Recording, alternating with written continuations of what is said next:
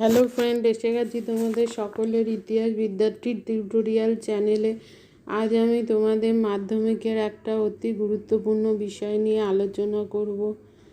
আলোচনা শুরু করার আগে অবশ্যই বলে রাখি, তোমরা চ্যানেলটা সাবস্ক্রাইব করো এবং নোটিফিকেশন বেলটা অন করে দাও, যাতে আমাদের ভিডিও আপলোড হলেই সবার প্রথম তোমাদের কাছে গিয়ে পৌঁছায়।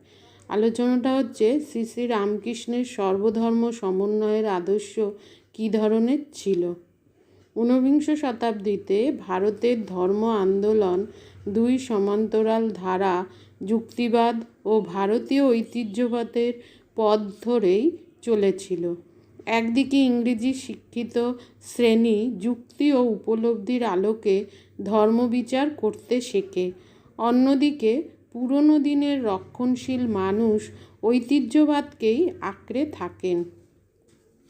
এরা যে কোনো পরিবর্তনের বিরোধী ছিলেন। শ্রীরামকৃষ্ণ এই উভয় চিন্তার মধ্যে সমন্বয় স্থাপন করেন। রামকৃষ্ণের এই সমন্বয়বাদী মত হিন্দু ধর্মকে বহু কুপ্রথা থেকে মুক্ত করে। সামাজিক গোঁড়ামি ও ধর্মীয় রক্ষণশীলতার বিরুদ্ধে তার সর্বধর্ম সমন্বয়ের প্রভাব জাতীয় জীবনের বড় প্রাপ্তি। ঠাকুরের সহজ সরল উদার ও সমন্বয়ধর্মী মতাদর্শ সমাজে আলোর দিশা দেখিয়েছিল। শ্রীরামকৃষ্ণ সত্যপথের সন্ধান দিয়েছিলেন। তিনি বেদান্তের মর্মকে সহজ ভাষায় গল্পের সাহায্যে ব্যাখ্যা করেন।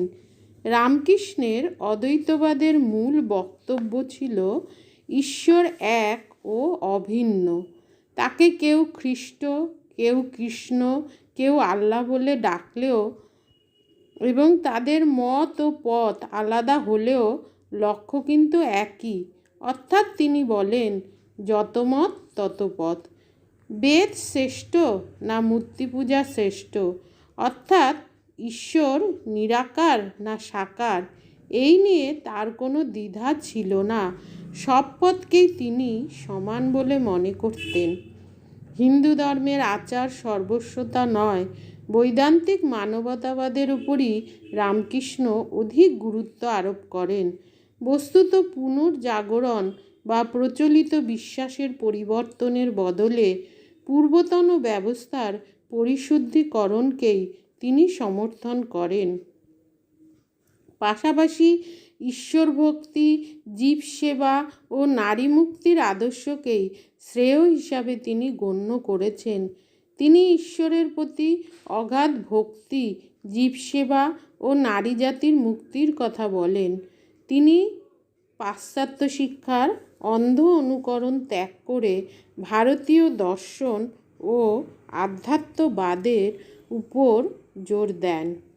ভারতের নবজাগরণে রামকৃষ্ণের স্থান কোথায় তা নিয়ে বিতর্ক চলতে পারে, কিন্তু তার সর্বধর্ম সমন্বয়ের আদর্শ ভারতীয় জাতীয়তাবোধকে সুদৃঢ় করে।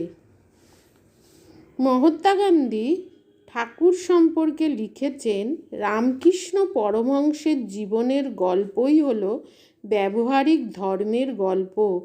তার জীবন আমাদের ভগবানকে সামনাসামনি প্রত্যক্ষ করতে সাহায্য করে।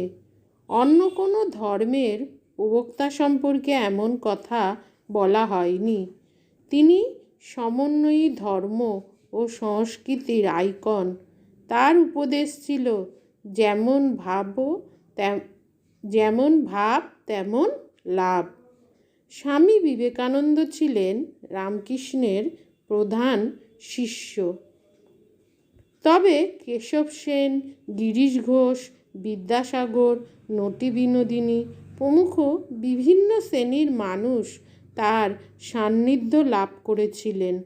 পণ্ডিত ম্যাক্সমূলার তার উচ্চ প্রশংসা করেছিলেন।